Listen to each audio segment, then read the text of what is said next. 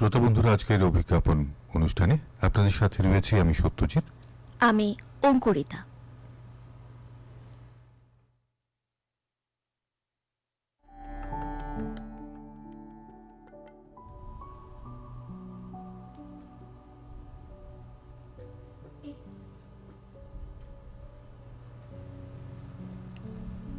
একটি জীবন বাঁচানো মানে পুরো মানবতাকে বাঁচানো।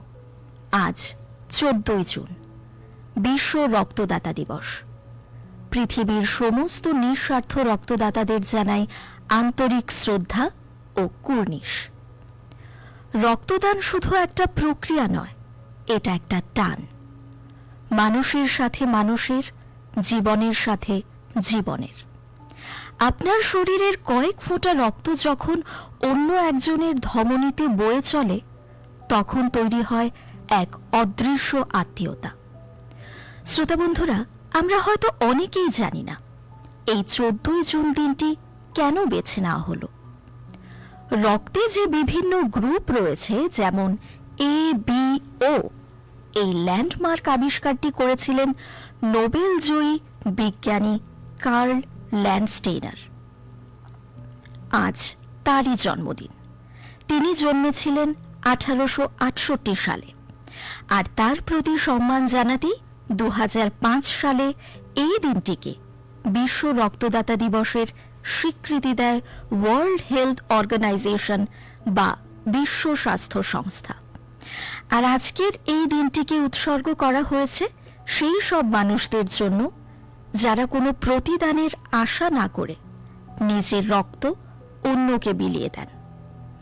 আমাদের সমাজে এখনো রক্তদান নিয়ে অনেক ভুল ধারণা বা ভয় কাজ করে।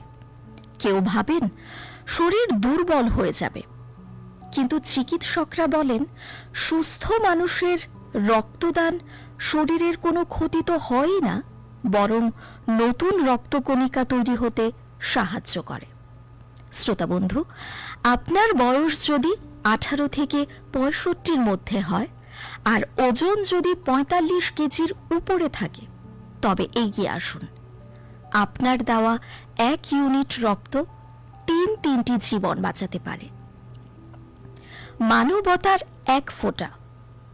আর তাই এই নিঃস্বার্থ রক্তদাতাদের বিশ্ব স্বাস্থ্য সংস্থা হিরো বা নায়কের তকমা দিয়েছে। এবারের theme one drop of humanity, give blood, save life.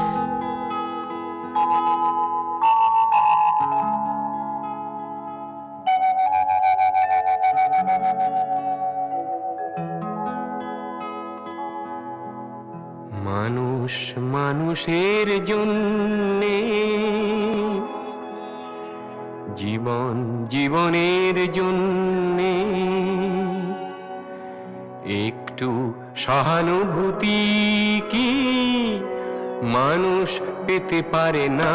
ও বন্ধু, মানুষ মানুষের জন্যে, জীবন জীবনের জন্যে, একটু সহানুভূতি কি মানুষ পেতে পারে না? হেপাটাইটিস এ বা ডায়রিয়া জলবাহিত রোগ আপনার দরজায় কড়া নাড়তে পারে, কিন্তু একটু সচেতনতাই আপনার সুরক্ষা। সবসময় জল ফুটিয়ে বা বিশুদ্ধ করে পান করুন। শুধু পান করা নয়, হাত মুখ ধোয়ার জন্যও ব্যবহার করুন পরিষ্কার জল। খাবারের আগে এবং শৌচাগার ব্যবহারের পর সাবান দিয়ে ভালো করে হাত ধোবেন। রাস্তার কাটা ফল বা শরবত এড়িয়ে চলুন এবং ঘরে ওআরএস রাখুন। খাবার ঢেকে রাখুন এবং চারপাশ পরিষ্কার রাখুন। শিশু ও বয়স্কদের প্রতি বিশেষ নজর দিন। অসুস্থ বোধ করলে দেরি না করে দ্রুত চিকিৎসকের পরামর্শ নিন। সুস্থ থাকুন, সচেতন থাকুন। জনস্বার্থে প্রচারিত জেলা স্বাস্থ্য ও পরিবার কল্যাণ সমিতি, পশ্চিম ত্রিপুরা জেলা।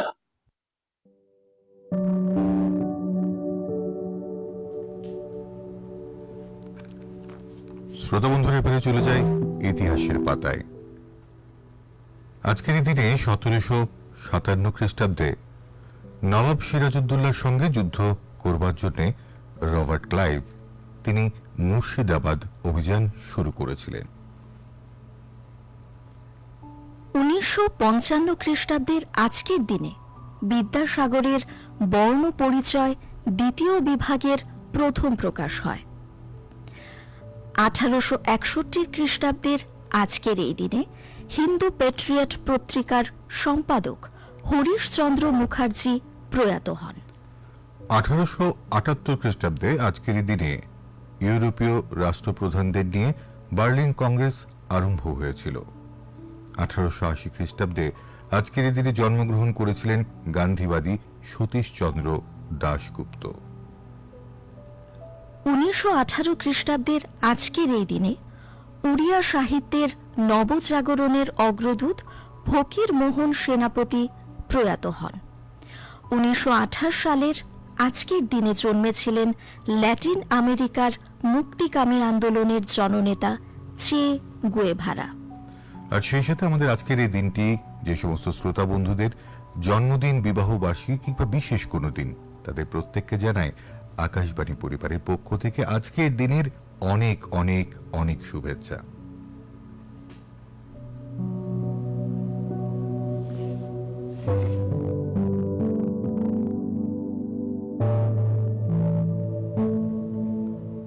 বন্ধুরা, চলে যাচ্ছে এবারে আমাদের চিঠি পর্বে। লিখছি তোমায় পর্বে প্রথম চিঠি লিখছেন বকুল ব্যানার্জি, দিকপার, বাঁকুড়া থেকে। বন্ধু লিখছেন, প্রিয় অভিজ্ঞাপন, সবুজ হোক ধরার প্রাণ, নতুন জীবনের জয়গান, গাছ আমাদের বাঁচায় জীবন, ফুল ফল বাতাস করে দান, সবুজ ধরায় সবুজ বরণ, রাখবো এই করিপন, বাড়ছে উত্তাপ জ্বর পৃথিবীর, শীতল রাখতে হবে পণে স্থির, সবুজ মানেই বাঁচার নিশান, সবুজ মানেই বাঁচায় সবের প্রাণ, এই ধরাকে সবুজ রাখার পণ, করলে বাঁচবে সবার জীবন। ইতি বকুল ব্যানার্জি, দিকপার, বাঁকুড়া। শ্রোতা বন্ধু, আমাদের জুন মাসের প্রথম বিষয় ছিল সবুজ হোক ধরার প্রাণ। আজকের এই লিখছি তোমায় পর্বে এই বিষয়ে যে চিঠিটি আমার হাতে রয়েছে, চিঠিটি লিখেছেন স্বপন কুমার কুণ্ডু, পূর্ব বর্ধমান, পশ্চিমবঙ্গ থেকে। তিনি লিখছেন, আমার বাড়ির প্রধান দরজার মুখে ডালপালা ছাটা একটা আম গাছ আছে। নতুন কোনো অতিথি এলেই প্রশ্ন করেন, এটাকে কেটে ফেলেননি কেন? আমি বলি, গৃহিণীর আশীর্বাদী হাত ওর মাথায় ছোঁয়ানো আছে, তাই গাছ কাটা যাবে না। দরজায় দিয়ে ঢোকার মুখে কোথা থেকে উড়ে এসে জুড়ে বসেছে গোত্রহীন একটা পেয়ারা চারা। সেদিন আগাছা পরিষ্কার করতে গিয়ে জিজ্ঞেস করলাম, তুলে ফেলে দিই এটাকে? উল্টে গিন্নির কাছ থেকে প্রশ্ন ধেয়ে এলো, আচ্ছা, ভালো কিছু দেখলে তোমার কি চোখ কুটকুট করে? আমি আর কথা বাড়াইনি। সেদিন রান্নাঘরের পেছনে দেখি একটা কদম চারা লজ্জা লজ্জা মুখে চুপচাপ বসে আছে। তুলে ফেলে দেব বলে যেই না তার টুটিটা চেপে ধরেছি, অমনি বজ্রকণ্ঠ নিনাদিত হলো, একদম হাত দেবে না ওর গায়ে, অনর্থ হয়ে যাবে তাহলে। গাছেদের এই অনাথ আশ্রমে আরো কয়েকটি অনাথ বড় হচ্ছে আমাদের গৃহকর্ত্রীর নজরদারিতে। তাদের মধ্যে আছে একটি শিরীষ, একটি আম আর দুটি শিমুল গাছ। এছাড়াও ওনার ভালোবাসায় লালিত পালিত হচ্ছে একটা সবজি আর একটা ফুল বাগানের কয়েকটি সদস্য।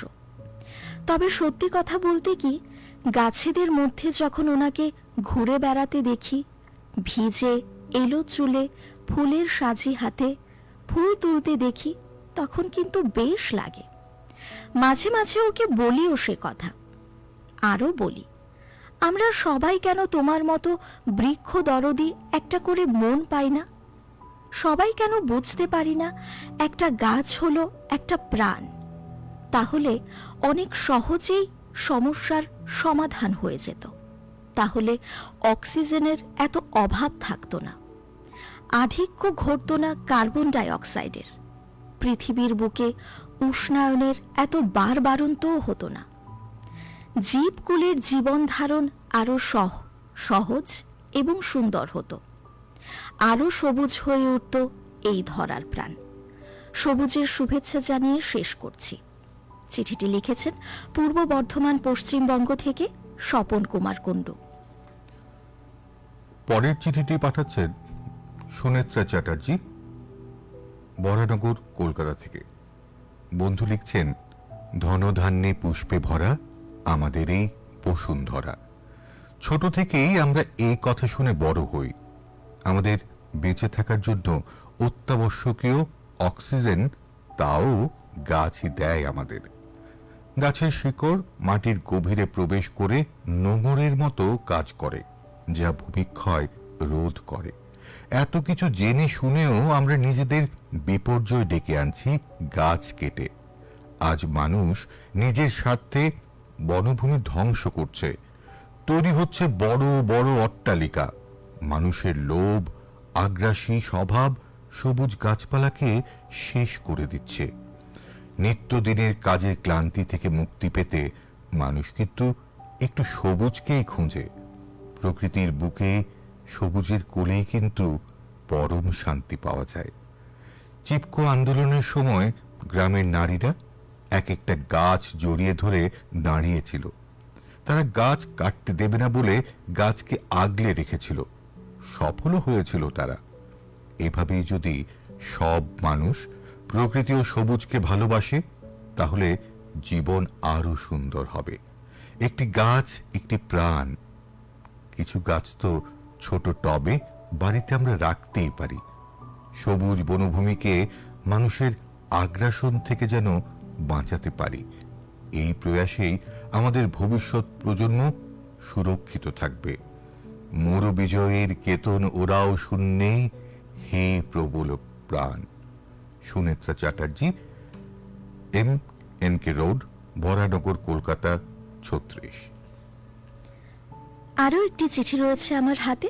চিঠিটি লিখেছেন ছায়া সামন্ত, হাওড়া, পশ্চিমবঙ্গ থেকে। তিনি লিখছেন, পরিবেশ ছোটখাটো কোনো বিষয় নয়। প্রকৃতি তার প্রধান উপাদান। তার সঙ্গে জড়িয়ে থাকে জলবায়ু, বাস্তুতন্ত্রের নানান দিক।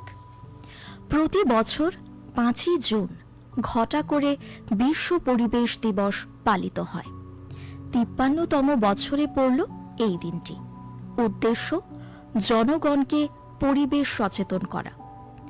প্রতিটি বিশ্ব পরিবেশ দিবসে একটি থিম থাকে। এই বছরের ভাবনা inspired by nature for climate for our future. আমাদের ভবিষ্যৎ কি?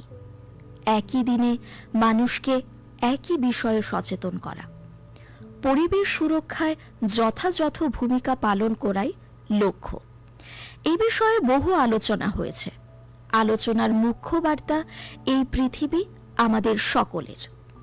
আসলে মানুষের যাপনে আধুনিক প্রযুক্তির আরামের সুখ বিলাসের ঝাঁপি যত বেশি করে খুলে যাচ্ছে, ধরিত্রীমা তত ধুঁকছে। প্রকৃতিকে ধ্বংস করা মানে পরিবেশ সংকটের টুকরো টুকরো ছবি, যেমন প্লাস্টিক ও প্লাস্টিক কণার যথেচ্ছ ব্যবহার। গরম থেকে স্বস্তি পেতে ঘরে ঘরে এসি ব্যবহার। উষ্ণতর বাতাস পৃথিবীকে উষ্ণ করছে। হচ্ছে জলবায়ু পরিবর্তন। ঘোর বিপদে পৃথিবীকে সবুজ সতেজ রাখতে অরণ্যকে বাঁচাতে হবে আগে। পৃথিবীর মূল ভূখণ্ডের অর্ধেকই ছিল বন জঙ্গলে ঢাকা। মানুষ তার প্রয়োজনে জঙ্গল প্রায় ধ্বংস করে ফেলেছে। জীববৈচিত্র্যে ভরপুর আমাজনের বৃষ্টি অরণ্য সবুজ পৃথিবীর বিস্ময়। বিজ্ঞানীদের আশঙ্কা, ধ্বংস হতে হতে আগামী 100 বছরের মধ্যে লুপ্ত হয়ে যাবে বৃষ্টি অরণ্য। জলবায়ুর একটা স্থিতাবস্থা বজায় রাখতে বায়ুমণ্ডল ও ভূপৃষ্ঠের মধ্যে জলীয় বাষ্প ও কার্বন ডাই অক্সাইডের আদান প্রদানের গুরুত্ব অপরিসীম। অরণ্য ধ্বংসের ফলে জায়গাটা হচ্ছে নড়বড়ে। জীববৈচিত্র্যের একটি অংশকে বাঁচার রসদ দেয় অরণ্য। স্থলভাগের জীববৈচিত্র্যের 80% অরণ্যবাসী। আমাদের মূঢ়তায় তা নষ্ট হলে বিধ্বংসী প্রভাব পড়বে ধরায়। অরণ্যবাসী পশু পাখি হারাবে স্বাভাবিক বাসস্থান। প্রতিদিনই বাড়ছে ভূমিক্ষয়। কমছে বৃষ্টিপাত। পৃথিবীর মোট স্থলভাগের 1/3 অরণ্য। কানাডার নবদ্বীপর বিজ্ঞানী হুবার্ট রিভস বলেছিলেন, মানুষ এক অপ্রকৃতিস্থ প্রাণী। সে অদৃশ্য ঈশ্বরকে পূজা করে আর দৃশ্যমান প্রকৃতিকে ধ্বংস করে। সে জানে না যে প্রকৃতিকে সে ধ্বংস করে চলেছে সেখানেই ঈশ্বরের অবস্থান। চিঠিটি লিখেছেন হাওড়া, পশ্চিমবঙ্গ থেকে ছায়া সামন্ত। বন্ধুরা, লিখছি তোমায় পর্বের আজকের শেষ চিঠি। পাঠিয়েছে আসাম থেকে বন্ধু তপতি বিশ্বাস কর্মকার। বন্ধু লিখছেন, প্রিয় অভিজ্ঞাপন, সবুজ যে রং চোখকে শান্তি আর মনকে আনন্দ দেয়। সবুজে ভরা বসুন্ধরা বললেই কত কিছু ভেসে ওঠে সম্মুখে, স্বচ্ছ সুন্দর প্রকৃতি। কিন্তু আজকাল সব যেন ধ্বংসের পথে, আর এইসবের জন্য দায়ী আমরা মানুষ। গাছ কেটে বানাচ্ছি দালান, কোঠা, কলকারখানা, কেনাকাটার বড় বড় কেন্দ্র। আমরা কখনো ভেবে দেখেছি এতে আমাদের ঠিক কতটা ক্ষতি হচ্ছে? কত শত রোগের সাথে জড়িয়ে পড়ছি রোজ, যা আগে কোনো দিন শুনিনি। পরিবেশ দূষিত হচ্ছে কালো ধোঁয়ায়, আর এইসব প্রবেশ করছে শরীরের ভেতর, সৃষ্টি হচ্ছে জটিল ধরনের নানান ব্যাধি। বিশুদ্ধ আবহাওয়া প্রায় নেই বললেই চলে এখন। অরণ্য কেটে পরিষ্কার করার জন্য বন্য পশুরাও হারিয়ে ফেলেছে তাদের আশ্রয়। গ্রীষ্মের প্রচন্ড দাবদাহে ক্লান্ত পথিক যে গাছের ছায়ায় বিশ্রাম করবে, সেই নিরাপদ জায়গাও নেই আর। গ্রামগঞ্জে এখনো সবুজে ঘেরা সব, তাই তাদের অসুখ বিসুখও শহরের জনসাধারণের তুলনায় অনেকটা কম। আমাদের সবার উচিত সমাজকে সচেতন করে তোলা। প্রাথমিক বিদ্যালয়, মহাবিদ্যালয়, বিভিন্ন সামাজিক প্রতিষ্ঠানে বৃক্ষরোপণের পরিকল্পনা করা, নবপ্রজন্মকে শিক্ষা দেয়া এইসবের উপকারিতা কি এবং এইসব ছাড়া আমরা দৈনন্দিন কত বিপদের সম্মুখীন হব। গাছপালা না থাকলে আমাদের অক্সিজেনের অভাব হবে, ফলে অসময়ে হারাতে হবে জীবন। আসুন সবাই মিলে প্রতিজ্ঞা করি একটা সুন্দর এবং সুস্থ সমাজ গড়ে তোলার, যেখানে শুধুই সবুজ হবে ধরার প্রাণ। অনেক অনেক শুভকামনা জানিয়ে আমার পত্রের ইতি টানলাম। তপতি বিশ্বাস কর্মকার, জেলা বরপেটা, আসাম। শ্রোতা বন্ধুরা, এবার স্বাস্থ্য বিষয়ক কিছু কথা। আজ কথা বলবো হাইপোটেনশন নিয়ে। মানব শরীরে ধমনীর দেয়ালের মধ্য দিয়ে প্রবাহিত হওয়ার সময় রক্তের যে চাপ সৃষ্টি হয় তাকে রক্তচাপ বলে। সিস্টোলিক ও ডায়াস্টোলিক দুটি মান দ্বারা এই চাপ নির্ধারিত হয়। একটি সুস্থ রক্তচাপ হল 120/80 কম এবং 90/60 বেশি বলে মনে করা হয়। এই সীমার ঊর্ধ্বে থাকলে তাকে উচ্চ রক্তচাপ এবং নিচে থাকলে তাকে নিম্ন রক্তচাপ বা হাইপোটেনশন বলে।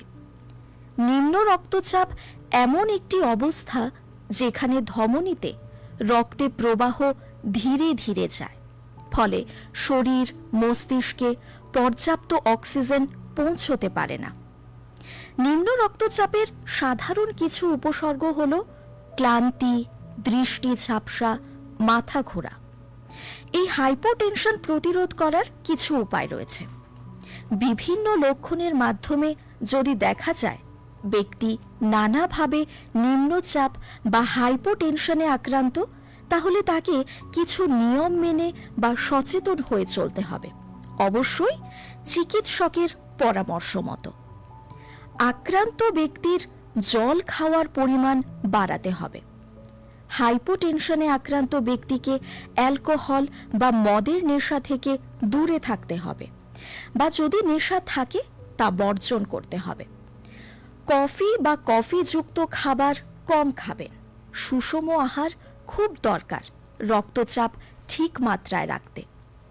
সারাদিনে যদি মাথা ঘোরার সমস্যা ঘুরে ফিরে আসে, তাহলে কিছু সময় শুয়ে থাকুন বা বিশ্রাম নিয়ে নিয়ে কাজ করুন। বসুন এবং হাঁটুর মধ্যে নিজের মাথাটা রাখুন, এতে আরাম পাবেন। হাইপার টেনশন বা উচ্চ রক্তচাপ নিয়ে আমরা বেশি ভাবি, সচেতন থাকি, কিন্তু নিম্ন রক্তচাপ বা হাইপোটেনশনও কিন্তু দীর্ঘদিন থাকলে তা নিয়েও ভাবতে হবে। নিয়মিত স্বাস্থ্যকর খাদ্যাভ্যাস, পর্যাপ্ত পরিমাণ জল পান, হালকা ব্যায়ামে অভ্যস্ত থাকুন। যে কোনো রকম অস্বস্তিকর অস্বাভাবিক উপসর্গ অনুভব করলে নিজের শরীর নিয়ে দ্রুত সংশ্লিষ্ট চিকিৎসকের পরামর্শ নিন। জানিয়ে দিলাম স্বাস্থ্য বিষয়ক কিছু কথা।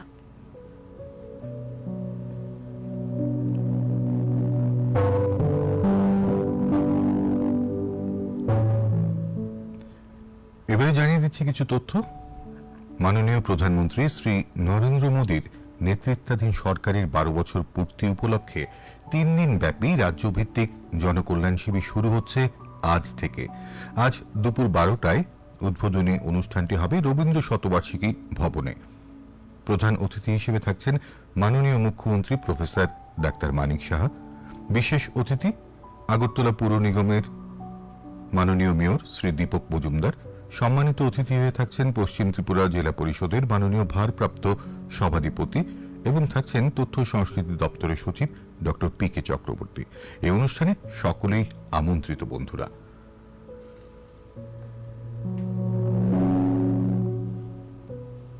শ্রোতা বন্ধুরা, প্রত্যেক বছরের মতো ত্রিপুরা শিক্ষক বেসরকারি সমিতি তথা টিটিএ এবছরও 2026 সালে ত্রিপুরা মধ্যশিক্ষা পর্ষদ থেকে যে কোনো সরকারি অনুদানপ্রাপ্ত বেসরকারি বিদ্যালয় থেকে মাধ্যমিকে শতকরা 70% নম্বর পেয়ে পাশ করে ত্রিপুরা মধ্যশিক্ষা পর্ষদের আওতাভুক্ত যে কোনো সরকারি অনুদানপ্রাপ্ত বেসরকারি বিদ্যালয়ে বর্তমানে একাদশ শ্রেণীতে পাঠরত এমন বাছাই করা আর্থিকভাবে অসচ্ছল 17 জন কৃতি ছাত্রছাত্রীদের প্রত্যেককে এককালীন 5,000 টাকা করে মাধ্যমিকোত্তর স্কলারশিপ প্রদান করা হবে। অন্য যে কোনো স্কলারশিপ প্রাপকরাও এক্ষেত্রে আবেদন করতে পারবে। স্ব বিদ্যালয়ে ইতিমধ্যে আবেদনের কপি পৌঁছে গেছে।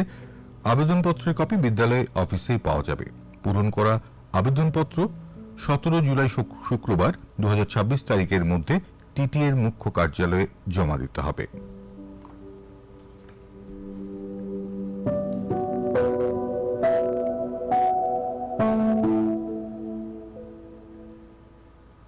শ্রোতা বন্ধুরা, এবারে ছোট্ট করে কাজের খবর জানিয়ে দিচ্ছি। পদের নাম ফরেস্ট গার্ড, শূন্যপদ 167টি। শিক্ষাগত যোগ্যতা অন্তত পক্ষে মাধ্যমিক উত্তীর্ণ হতে হবে। শারীরিক নির্দিষ্ট মাপজোক থাকতে হবে। বয়স 18 থেকে 40 বছর। সংরক্ষিত ক্ষেত্রে নিয়মানুযায়ী ছাড় রয়েছে। অনলাইনে দরখাস্তের শেষ তারিখ আগামীকাল 15 জুন পর্যন্ত বাড়ানো হয়েছে। লিখিত পরীক্ষা ও শারীরিক সক্ষমতার পরীক্ষার কেন্দ্র ও দিনক্ষণ সহ বিস্তারিত প্রচার মাধ্যমে এবং কল লেটারে জানানো হয়েছে। পদের নাম ফরেস্টার, শূন্যপদ 104টি। শিক্ষাগত যোগ্যতা অন্তত পক্ষে উচ্চ মাধ্যমিক উত্তীর্ণ হতে হবে। শারীরিক নির্দিষ্ট মাপজোক থাকতে হবে। বয়স 18 থেকে 40 বছর।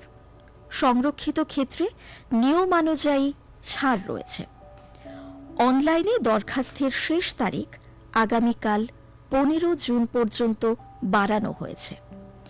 লিখিত পরীক্ষা ও শারীরিক সক্ষমতার পরীক্ষার কেন্দ্র ও দিনক্ষণ সহ বিস্তারিত প্রচার মাধ্যমে এবং কল লেটারে জানানো হবে। জানিয়ে দিলাম ছোট্ট করে একটি কাজের খবর।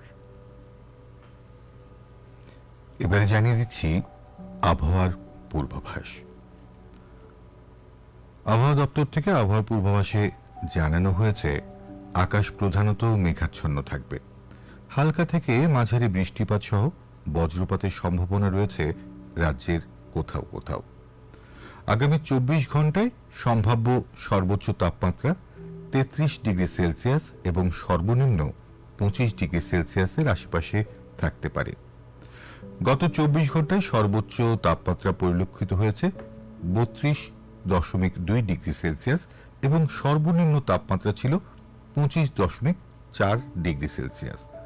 বাতাসে আপেক্ষিক আর্দ্রতা সর্বোচ্চ শতকরা পরিমাণ ছিল 99% এবং সর্বনিম্ন 65%। গত 24 ঘন্টায় বৃষ্টি হয়েছে 17.3 মিলিমিটার। আবহাওয়া সতর্কতায় জানানো হয়েছে রাজ্যের কোথাও কোথাও ঘন্টায় 30 থেকে 40 কিলোমিটার বেগে ঝোড়ো হাওয়া সহ বজ্রপাতের সম্ভাবনা রয়েছে। শুনলেন আবহাওয়ার পূর্বাভাস। শ্রোতা বন্ধু, আরও একবার আপনাদেরকে মনে করিয়ে দিই, আজ বিশ্ব রক্তদাতা দিবস এবং আজকের এই বিশেষ দিন উপলক্ষে আপনাদেরকে কিছু সুন্দর স্লোগান শোনাই। রক্তদান জীবনদান, রক্তের রং এক, তাই আমরা সবাই এক। রক্তে বাঁচাও প্রাণ, এ যে তোমারই অবদান। রক্ত বিক্রি কভু নয়, রক্ত যেন দান হয়। রক্তের পূরণ হয় তাই রক্তদানে নেই ভয়।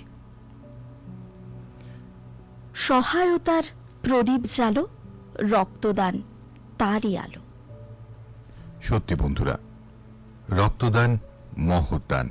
আপনিও রক্তদাতা পরিবারের একজন সদস্য হন। শ্রোতা বন্ধু, তাহলে আজকের মতো এই অভিজ্ঞাপন অনুষ্ঠান এখানেই শেষ করছি। উপস্থাপনায় ছিলাম আমি অঙ্কুরিতা, আর আমি সত্যজিৎ। সবাই ভালো থাকবেন, সুস্থ থাকবেন।